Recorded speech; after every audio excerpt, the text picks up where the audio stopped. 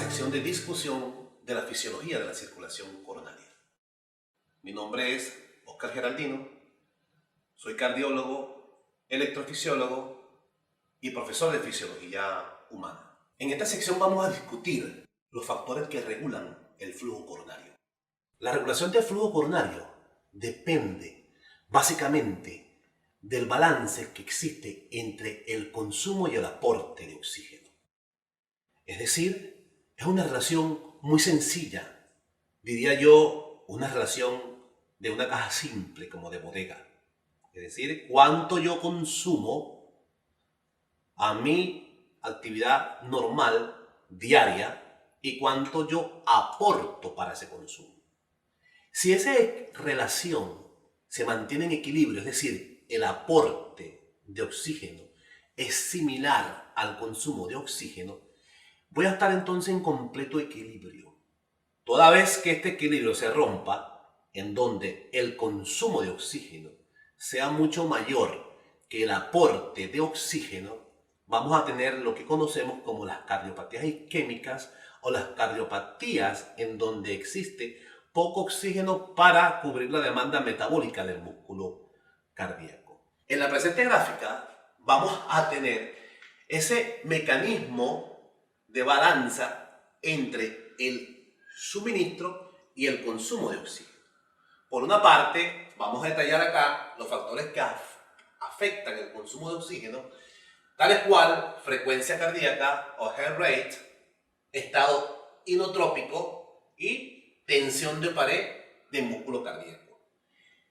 Los factores que están relacionados al suministro tienen que ver con la resistencia al flujo sanguíneo, y esa resistencia a su vez está modificada por el sistema nervioso autónomo, por resistencias intramusculares, por un mecanismo de autocontrol, factores metabólicos y factores derivados del endotelio.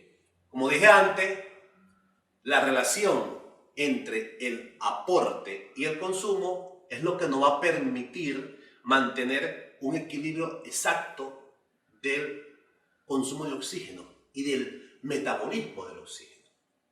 Toda vez que esta balanza se inclina hacia uno u otro lado, tienen que venir los factores que están en contraposición para mantener esa regulación estable. El primer factor que incrementa el consumo miocárdico de oxígeno va a ser la frecuencia cardíaca, señalado acá como heart rate. Ciertamente, el flujo sanguíneo coronario va a depender del estado que se encuentra el ciclo cardíaco, vale decir, sístole y diástole. Específicamente, esto viene dado para el ventrículo izquierdo. Durante la sístole, los vasos intramiocárdicos están colapsados porque los músculos aprietan todos los vasos que están dentro del músculo cardíaco. En este ejemplo vamos a señalar aquí arriba una arteria coronaria, una porción de músculo cardíaco, la región subendocárdica y los vasos que atraviesan el músculo, llamados estos los vasos musculares o arteriolas musculares. Durante la sístole estos vasos están colapsados. Quiere decir esto que durante ese proceso sistólico el flujo sanguíneo hacia esta región muscular disminuye bárbaramente. En la diástole, o en el proceso diastólico, los vasos intramusculares están relajados. Vemos en este ejemplo de la arteria coronaria, el flujo pasa a través de este vaso intramuscular y como se encuentra relajado, el flujo sanguíneo durante la diástole es cuando principalmente tiene su primer o mayor efecto. Es decir, que el flujo sanguíneo en el ventrículo izquierdo durante la diástole se lleva a cabo muy fácilmente y durante la sístole se disminuye bárbaramente. Entendiendo esto, nosotros podemos considerar que a mayor frecuencia cardíaca, es decir, durante la más sístole, hay disminución de la diástole y como consecuencia existe un menor flujo sanguíneo hacia los vasos intramurales y hacia el subendocardio, comprometiendo entonces el flujo sanguíneo cuando existe una frecuencia cardíaca elevada. El otro mecanismo que interviene en el consumo de oxígeno es el estado inotrópico del músculo cardíaco. El estado inotrópico se refiere al estado contráctil, es decir, a mayor contractilidad, mayor va a ser el consumo de oxígeno. Es decir, que si hay más presión arterial, más efecto contráctil que tenga que tener el músculo cardíaco, hay mayor consumo de oxígeno y eso va a afectar entonces el consumo miocárdico del mismo, ¿no? El siguiente factor preponderante es la tensión de la pared. La tensión de la pared la vamos a explicar por la ley de Laplace, entendiendo que la tensión de pared va a ser igual a la presión por radio sobre 2 veces su grosor. Es decir, que a mayor presión arterial, la tensión de la pared va a ser mucho mayor. A mayor radio, es decir, más dilatada de la cavidad cardíaca, tenemos este ejemplo acá, tenemos un corazón, mientras más radio, mientras más dilatada de la cavidad cardíaca, mayor va a ser la tensión de pared.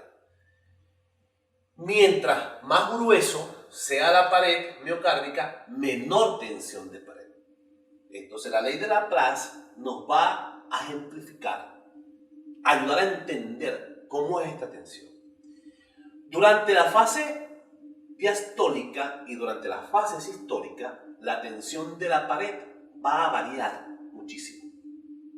Es decir, la precarga, que no es más que la tensión de pared durante la diástole, y la poscarga, que es la tensión de pared durante la sístole, se va a afectar dependiendo de la presión del diámetro del ventrículo. En este sentido, si el corazón está más dilatado y la presión es mucho más alta, la tensión de pared va a ser mucho mayor y en consecuencia el consumo miocárdico de oxígeno también va a incrementarse. Clínicamente, ¿cómo nosotros entender toda esta interacción de los factores miocárdicos que aumentan el consumo de oxígeno? Podemos imaginarnos a un paciente que tenga un corazón dilatado, que esté en insuficiencia cardíaca y que a su vez tenga presiones muy altas, es decir, esté bien hipertenso y que además esté taquicárdico con frecuencia cardíaca alta. Estos 3 factores, frecuencia cardíaca alta, estado inotrópico elevado por incremento de la presión arterial que aumenta el estado inotrópico y que además de ellos tenga tensiones de pared elevada porque esté dilatado, porque su tensión de pared, es decir, su precarga y poscarga esté incrementado, son factores condicionantes para el consumo importante de oxígeno y que tienden a incrementarlo demasiado y que además inclinan la balanza hacia el consumo miocárdico de oxígeno, produciendo efectos desastrosos, sobre todo si el paciente tiene cardiopatía isquémica, sobre todo si el paciente ya tiene arteria coronaria obstruida, que van a conllevar a este grupo de pacientes a ser mayor o estar más propenso a tener más angina, más infarto o mayor muerte súbita. En el presente gráfico vamos a demostrar la diferencia que existe entre el ventrículo izquierdo y el ventrículo derecho. Principalmente del flujo intramiocárdico durante la sístole y durante la diástole. Normalmente, un individuo que tenga 126-75 milímetros de mercurio de presión mantiene a nivel del espacio intraventricular 126 durante la sístole, que es igual a los milímetros de mercurio que está en la arteria aórtica durante la sístole, es decir, 126 milímetros de mercurio. Es decir, que la presión sistólica depende básicamente de la presión que se encuentra dentro de la cavidad ventricular izquierda. Ahora bien, esa misma presión es la transmitida a la arteria coronaria, es decir, 126 milímetros de mercurio. Durante esa sístole, entonces, si tenemos una comunicación de la arteria coronaria, vasos intramiocárdicos y vasos subendocárdicos, si tenemos una presión, como dije antes, de 126 milímetros de mercurio en la arteria coronaria y 126 milímetros de mercurio a nivel intracardíaco, el gradiente entre uno y otro es cero, porque la diferencia de presión de 126 intracoronaria e intraventricular de 126, si lo resta es exactamente cero durante la sístole. Ahora bien, durante la diástole cierra la válvula aórtica, con lo cual la presión diastólica cae a 75 milímetros de mercurio. Por la presión diastólica es la presión que mantiene las arterias ejercida por la elasticidad de estas mismas, pero con la válvula aórtica cerrada. Durante esta fase, la presión intraventricular cae a 0 milímetros de mercurio durante el inicio de la diástole y puede llegar a ser 10 al final de la diástole. Lo importante es que durante la diástole entonces tenemos ahora una presión de 75 milímetros de mercurio en la arteria aorta, 75 milímetros de mercurio en la arteria coronaria y 0 milímetros de mercurio a nivel intraventricular, lo que genera un gradiente ahora de 75 milímetros de mercurio menos 0 da 75 milímetros de mercurio. Esa presión o ese gradiente de presión perfectamente hace ahora que fluya la sangre de la coronaria hacia los vasos intramurales, porque existe un gran gradiente de 75 milímetros de mercurio. En el caso del ventrículo derecho, vamos a observar que el ventrículo derecho alcanza una presión sistólica máxima de 25 milímetros de mercurio. Ahora, en la arteria aorta va a tener 126 milímetros de mercurio durante la sístole, la coronaria 126 milímetros de mercurio durante la sístole y ventrículo izquierdo 25 milímetros de mercurio durante la sístole. Quiere decir que hay un gradiente, si lo restamos, de 126 menos 25, prácticamente hay un gradiente de 100 milímetros de mercurio para que pase la sangre de la arteria coronaria hacia el ventrículo derecho. Es decir, que durante la sístole el ventrículo derecho recibe sangre perfectamente favorecido por ese gradiente de presión.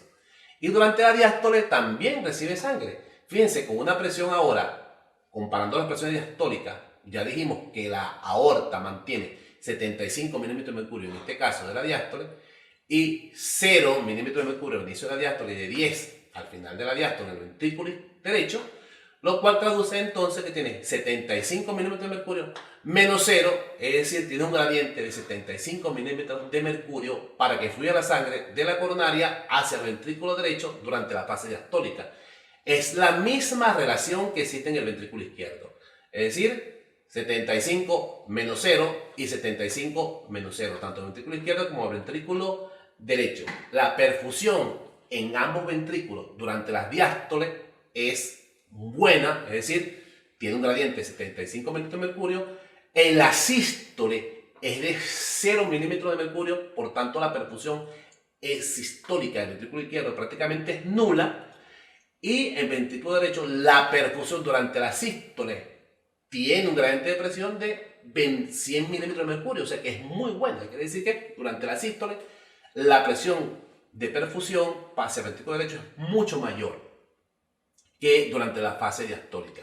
Pudiéramos decir en conclusión que durante la sístole del ventrículo derecho se perfunde muy bien, durante la diástole también se perfunde bastante bien, y durante la sístole el ventrículo izquierdo no se perfunde, y durante la diástole el ventrículo izquierdo es cuando ocurre su perfusión cardíaca. Los factores que regulan el suministro de oxígeno tienen que ver mucho con el aporte de flujo sanguíneo coronario. Ya en reposo se extrae aproximadamente del 70 al 80% del oxígeno que pasa por las arterias coronarias hacia el músculo intramiocárdico. ya extrae de allí en reposo un 80% del contenido de oxígeno. La única manera que tiene el corazón para abastecerse de mayor cantidad de oxígeno es aumentando su flujo coronario. La dependencia del flujo coronario es principalmente hacia la resistencia del vaso sanguíneo. Y esa resistencia tiene que ver mucho con el diámetro. De allí proviene la ecuación de Poiseuille-Hagen. La ecuación de Poiseuille-Hagen es la principal determinante de todas estas relaciones que tengan que ver con la resistencia cardíaca y su relación con el radio de los vasos. De aquí tenemos que según Poiseuille-Hagen, el flujo sanguíneo va a depender de diferencial de presión. Por eso es importante cuando comenté la diferencial de presión de la coronaria. El otro aspecto que condiciona a la ecuación de Poiseuille-Hagen es la relación del radio a la 4. Lo cual significa que el radio del vaso está elevado a la 4. Es decir, aumentar 2 veces su radio es aumentar 16 veces el flujo sanguíneo. Es por ello que la mayoría de los fármacos antihipertensivos tratan de ir al aumento de radio, lo que implica disminución de resistencia. Otro aspecto que tiene que ver con la ecuación de Poiseuille-Hagen es la viscosidad por la longitud de los vasos. Bien, centrándonos entonces en el aspecto principal que he dicho, que es el radio, tenemos entonces que ver cuáles son los factores que modifican a esa resistencia, porque los factores que modifiquen a esa resistencia, es decir, el radio, son los factores que van a dominar predominantemente en la relación del flujo sanguíneo coronario. Si nosotros observamos en este gráfico que tenemos acá, un corte transversal de una arteria, donde esto sería la capa muscular, y esto que está acá en amarillo sería una acumulación de calcio, es decir, una cardiopatía aterosclerótica de la arteria, en donde existe un diámetro bastante disminuido, en consecuencia su radio también va a estar disminuido, vamos a entender que este vaso coronario no tiene una vasomoción, que es una condición importante de los vasos sanguíneos. El hecho de dilatarse, esa elasticidad y la plasticidad que tenga el vaso sanguíneo para aumentar su radio y en consecuencia aumentar su flujo, cuando tenemos la cardiopatía aterosclerótica pierde esa capacidad. Es por eso que los pacientes que tienen calcio acumulado en sus arterias no pueden dilatarse, y cuando aumenta el flujo sanguíneo o cuando trata de aumentar el flujo sanguíneo no va a poder porque tiene una resistencia fija. Es decir, que si tengo el paciente con una necesidad de mayor cantidad de oxígeno, no lo voy a poder suplir. Bien, vamos ahora nosotros a considerar los factores que están relacionados a la resistencia del flujo sanguíneo.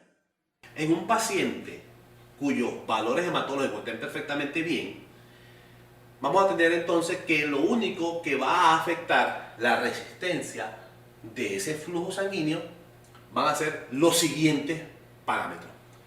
En primer lugar, existe lo que se considera un mecanismo de autocontrol del flujo sanguíneo coronario. Vale decir que los órganos blancos del organismo, como son cerebro, corazón y riñón, tienen su mecanismo de autocontrol. Para ello mantener un flujo sanguíneo durante momentos críticos. Es decir, una persona que tenga una presión arterial baja, ya sea porque tuvo un infarto masivo, una pérdida sanguínea de sangre de manera importante, en donde existen mecanismos que van a tratar de recuperar esa presión arterial. Uno de ellos es aumentando la resistencia en todas las partes del organismo para que ese aumento de resistencia pueda generar mayor presión arterial, ya que la ecuación de presión arterial tiene que ver mucho con la resistencia y flujo sanguíneo. O sea, presión es igual a flujo sanguíneo por resistencia. Incrementando la resistencia, yo puedo tratar de elevar la presión arterial. Eso pasaría en una persona entonces que está en ese momento crítico. Sin embargo, a nivel cardíaco no ocurre esa disminución de resistencia de manera importante, puesto que el mecanismo de autocontrol trata de más bien aumentar el diámetro de los esfínteres para que haya un flujo sanguíneo preferencial hacia el corazón y el individuo no se infarte. Es decir, que mientras más presión arterial baja haya en el individuo por un mecanismo de pérdida sanguínea, la resistencia a nivel coronario van a disminuirse para que haya un flujo sanguíneo coronario. Es decir, el individuo no termine infartado. El otro mecanismo que tiene que ver con el control de esta resistencia va a ser el de las resistencias musculares. Ya hablé de este fase de resistencias musculares cuando comenté que las arterias pasan a través del músculo cardíaco durante la sístole y durante la diástole. Bien, durante la fase sistólica, esas resistencias musculares se van a aumentar y si el individuo está taquicárdico, perdiendo sangre, las resistencias van a ser mayor porque los vasos sanguíneos atraviesan el músculo cardíaco y el músculo como que los aprieta y evidentemente eso hace que disminuya el flujo sanguíneo intramuscular. El otro factor que tiene que ver importantemente es el sistema nervioso autónomo. Vale decir que el sistema nervioso autónomo tiene un componente simpático y un componente parasimpático. El componente simpático tiene sus receptores alfa y sus receptores beta, básicamente alfa 1 y hay receptores también beta 2 a nivel de las arterias coronarias. Durante una descarga simpática, es decir, un individuo que está corriendo, hay receptores alfa 1 que están a nivel intramusculares produciendo un aumento importante de la resistencia y hay receptores que están a nivel coronario para dilatar esa arteria coronaria a través de receptores beta 2. El equilibrio o el juego que exista entre esa relación de alfa 1 y beta 2 va a producir entonces el balance del flujo sanguíneo. Un importante también factor es el sistema nervioso parasimpático, que es a través de su descarga vagal. Los receptores que existen a nivel de muscarínico, a nivel de la arteria coronaria, van a también a tratar de producir un poco de vasodilatación coronaria. El otro factor importante es el factor metabólico.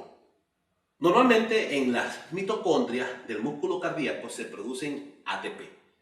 Y ese ATP va a generarse siempre y cuando exista oxígeno, ya que el músculo cardíaco es un músculo totalmente aeróbico. En la medida que disminuya la concentración de oxígeno, hay menor producción de ATP. Y esa producción de ATP activa a canales de potasio dependientes de ATP, los cuales van a disminuir la entrada de calcio a nivel de la arteria coronaria. Y al disminuir el calcio a nivel de la arteria coronaria tiende a dilatarse. Otro factor metabólico que interviene importantemente es la adenosina. Es decir, el ATP se desdobla en ADP, posteriormente AMP y adenosina. Si existe un consumo importante de los ATP y un importante acúmulo de adenosina, esa adenosina es la que va a producir dolor a nivel cardíaco y es un factor que tiene mucho que ver con la vasodilatación de la arteria coronaria. Es decir, el factor metabólico generado por la adenosina y la vasodilatación que ella emprende sobre la arteria coronaria es uno de los factores principales para la regulación de ese flujo coronario. Y se dice que es una alcancía, mientras más consumo ATP y produzco más AMP y produzco más adenosina, mayor dilatación coronaria va a existir para mantener ese equilibrio. Los otros factores que tienen que ver básicamente de endotelio, como el óxido nítrico, como las prostaglandinas, son factores que se derivan del endotelio para producir la vasodilatación arterial coronaria. Recordemos que el óxido nítrico, descubierto en el año 1960, por cierto que valió un premio Nobel, en aquel momento conocido como factor relajante derivado de endotelio, es uno de los principales elementos derivados de ese endotelio, por supuesto un endotelio sano, para producir vasodilatación de la arteria coronaria y aumentar el flujo coronario. Los reguladores tromboxanos y endotelina, sobre todo la endotelina 1, van a provocar una contracción del vaso sanguíneo, disminuyendo el flujo sanguíneo coronario. Siempre va a existir en estos mecanismos reguladores del flujo sanguíneo coronario elementos que se contraponen entre ellos. Es decir, nunca actúa aisladamente el sistema nervioso autónomo, nunca actúa aisladamente el factor metabólico, nunca actúa aisladamente el factor de autocontrol. Es un equilibrio que entre todos ellos van a tener siempre para favorecer o disminuir el flujo sanguíneo coronario, modificando la resistencia sanguínea. Es como las células killer que atacan a las células que van a producir cáncer. ¿Sí? Siempre hay células cancerígenas produciéndose, pero siempre hay células killer matándolas. En la medida que esa relación se pierda, van a aparecer tumores. Igual pues, sucede con los factores trombogénicos que producen trombos en las arterias y unos factores trombofílicos que van a destruir ese coágulo. En la medida que ese equilibrio se pierda, es donde van a aparecer las distintas enfermedades. Es por ello que en la circulación coronaria siempre va a existir, siempre tiene que ser así, un ente regulador entre el consumo y el suministro. Culminamos esta fascinante discusión del flujo sanguíneo coronario y los invito a seguirme por mis redes sociales para discusión sobre temas de la fisiología cardíaca.